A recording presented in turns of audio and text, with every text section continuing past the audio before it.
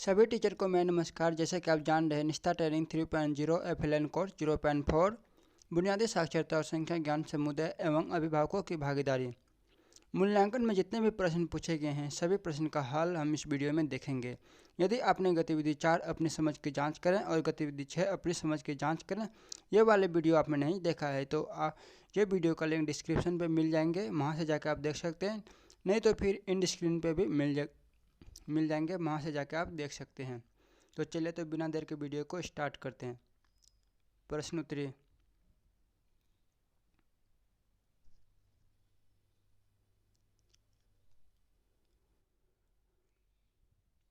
पहला प्रश्न यह है, इससे पहले मैं एक बार और बता देना चाहता हूँ, ये जो प्रश्न मुझे पहले नंबर पे दिख रहा है, हो सकता है प्रश्न का नंबरिंग अलग हो। जैसा कि ये प्रश्न 1 नंबर पे दिख रहा है तो हो सकता है आपको ये प्रश्न किसी अगले नंबर पे दिखे हैं, ठीक है, लेकिन प्रश्न वही हैं, ठीक। तो पहला प्रश्न यह है, बुनियादी स्तर पर अभिभावकों की सहभागिता अत्यंत महत्वपूर्ण है। इस स्तर पर किस आयु वर्ग के बच्चे शामिल हैं? तो सही आंसर हो जाएगा 3 से 8 वर्ष। अगला प्रश्न यह है, अभिभावकों को किस स्तर के सीखने के प्रतिफल LOS के प्रति जागरूक होनी चाहिए? तो इसका सबसे सही और सटीक आंसर हो जाएगा ऑप्शन नंबर सेकंड, विभिन्न कक्षाओं के स्तर पर। ऑप्शन नंबर सेकंड पर क्लिक करें, फिर आगे बढ़ने के लिए एरो बटन पर क्लिक करें। तो अगला प्रश्न यह है, विकलांग बच्चे को घर में शिक्षण देने में अभिभावकों की मदद कैसे की जा सकती है? तो इसका सबसे सही और सटीक आंसर हो जाएगा option number second, home schooling के लिए विशेष शिक्षकों के साथ मिलकर काम करने वाले साधन केंद्र द्वारा घर में शिक्षण के मार्गदर्शन देकर। आगे बढ़ने के लिए और बटन पर क्लिक करें। अगला प्रश्न यह है, घर के वातावरण को प्रिंट से समृद्ध बनाना अभिभावकों तथा परिवारों द्वारा बच्चे को कौन से कौशल का सुदृढ़ करता है?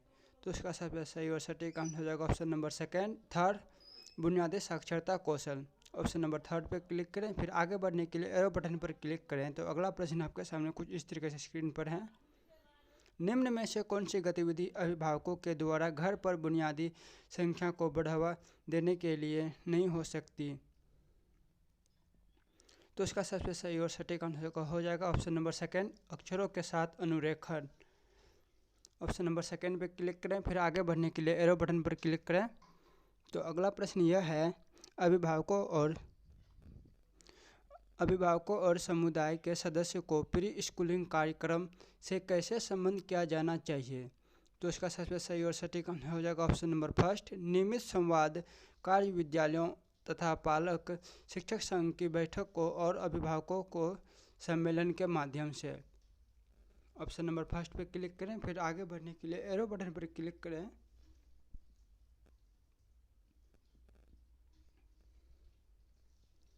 तो अगला प्रश्न यह है, बुनियादी साक्षरता को बढ़ावा देने के लिए अभिभावकों को बच्चे के साथ गाना चाहिए तथा ऐसे करते हुए उन्हें क्या पहचानने के लिए प्रोत्साहित करें? तो इसका सबसे सही और सटीक आंसर हो जाएगा ऑप्शन नंबर फर्स्ट, गीत और कविता में तुकबंदी वाले शब्द। आगे बढ़ने के लिए एरो बटन पर क्लिक करें। तो अगला प्रश्न यह है, बुनियादी साक्षरता तथा संख्या ज्ञान कौशल को कैसे बढ़ाया जा सकता है? तो इसका सबसे सही और सटीक आंसर हो जाएगा ऑप्शन नंबर फर्स्ट, बुनियादी साक्षरता तथा संख्या ज्ञान गतिविधि में अभिभावकों की शिक्षा तथा सहभागिता बढ़ाकर। ऑप्शन नंबर फर्स्ट पे क्लिक करें, फिर आगे बढ़ने के लिए एरो बटन पर क्लिक करें।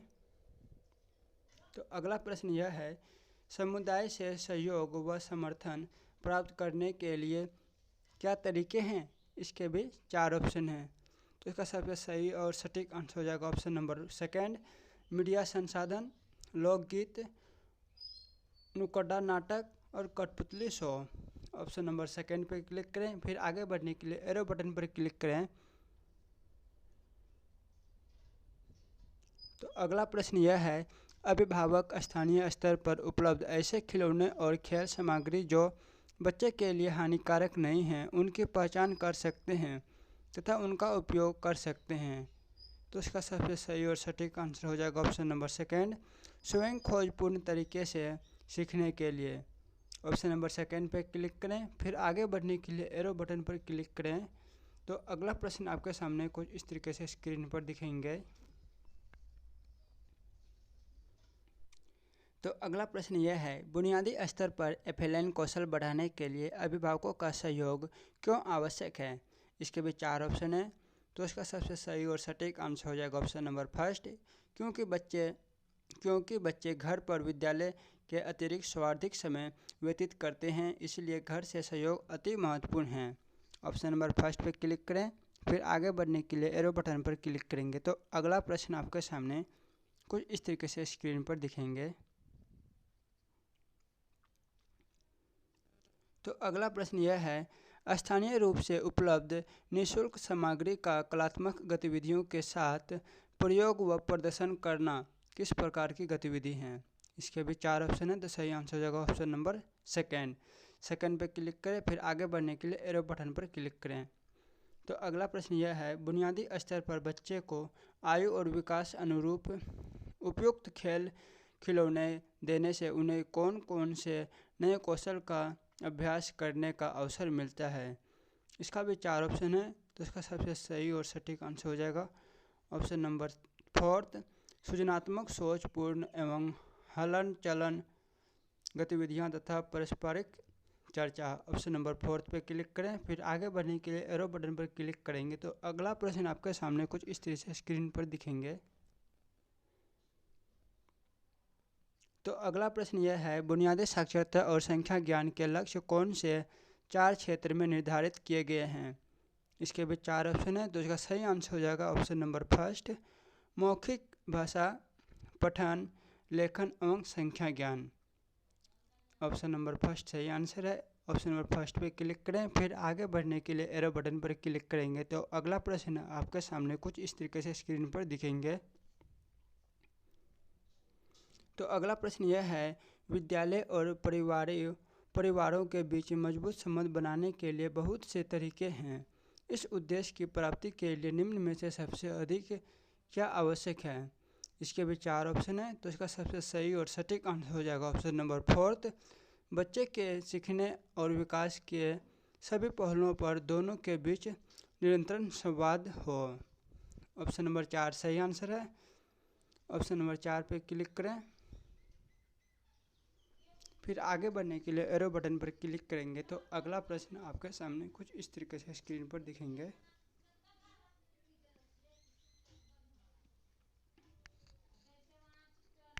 तो अगला प्रश्न यह है, बच्चे शिक्षा में अभिभावकों की संबद्धता की आवश्यकता का मुख्य कारण क्या है? इसके भी 4 ऑप्शन है। तो इसका सबसे सही और सटीक आंसर हो जाएगा ऑप्शन नंबर थर्ड, बच्चे के विकास और सीखने में एक महत्वपूर्ण कड़ी बनने के। ऑप्शन नंबर 3 पर क्लिक करें। फिर आगे बढ़ने के लिए एरो बटन पर क्लिक करें। तो अगला प्रश्न यह है, घर पर उत्तेजनक वातावरण के निर्माण के लिए क्या उपलब्ध कराना चाहिए? इसके भी 4 ऑप्शन है। तो इसका सबसे सही और सटीक आंसर हो जाएगा ऑप्शन नंबर 4, पत्रिकाओं, कहानी की किताब, खिलौने, जोड़ तोड़ मरोड़ वाली सामग्री तथा पारस्परिक बातचीत के माध्यम से। ऑप्शन नंबर 4 पे क्लिक करें। फिर आगे बढ़ने के लिए एरो बटन पर क्लिक करें। तो अगला प्रश्न यह है, विद्यालय में एफएलएन संसाधन केंद्र का निर्माण अभिभावकों के लिए कैसे उपयोगी होगा? इसके भी 4 ऑप्शन है। पहला ऑप्शन, विद्यालय के सतत संपर्क बनाए रखना। दूसरा ऑप्शन, नियमित रूप से विद्यालय जाना तथा शिक्षकों से मुलाकात करना। तीसरा ऑप्शन, किताबें पढ़ना, पाठन सामग्री और संसाधनों में रुचि विकसित करना। ऑप्शन नंबर 4, बच्चे के शिक्षण में सहयोग के लिए आवश्यक सामग्री तथा पुस्तकों को विद्यालय से उधार लेना। तो इसका सबसे सही और सटीक आंसर हो जाएगा ऑप्शन नंबर 4। ऑप्शन नंबर 4 पे क्लिक करें। फिर आगे बढ़ने के लिए एरो बटन पर क्लिक करेंगे। तो अगला प्रश्न आपके सामने कुछ इस तरीके से स्क्रीन पर दिखेंगे। तो अगला प्रश्न यह है, शिक्षक शिक्षिकाएं अच्छे संश्लेषण कौशल पालन कर रहा है या फिर रही है, यदि वह, इसके भी 4 ऑप्शन है, तो उसका सबसे सही और सटीक आंसर हो जाएगा ऑप्शन नंबर 3। माता पिता के पर्याप्त संदेश प्राप्त करता है या फिर करती है और संदेश पर अपनी टिप्पणी जोड़कर उसे आगे बढ़ाता है या फिर बढ़ाती है। ऑप्शन नंबर 3 पर क्लिक करें, फिर आगे बढ़ने के लिए एरो बटन पर क्लिक करें। तो अगला प्रश्न यह है, अभिभावकों द्वारा बच्चे की कहानी के प्रति जागरूकता बढ़ाने के लिए कौन सी गतिविधियाँ की जा सकती है। इसके भी 4 ऑप्शन है। पहला ऑप्शन कहानियों का चयन, दूसरा ऑप्शन बच्चे के साथ वार्तालाप, तीसरा ऑप्शन गाना, चौथा ऑप्शन जोर से बोलकर पढ़ना। तो इसका सबसे सही और सटीक आंसर हो जाएगा ऑप्शन नंबर 4। आप यहाँ देख सकते हैं कि मैंने कुल क्वेश्चन 20 था, क्वेश्चन आंसर मैंने 20 दिए हैं, क्वेश्चन स्किप 0। इसका मतलब मैंने एक भी क्वेश्चन नहीं छोड़े हैं। हो सकता है किसी कारणवश आपका एक भी क्वेश्चन छूट जाता है तो क्वेश्चन स्किप में दिखाई देंगे, ठीक है। फिर आप सबमिट करने के बाद देख सकते हैं मेरा स्कोर 20/20 है, यानी मैंने 20 में 20 प्रश्न का जवाब दिए हैं।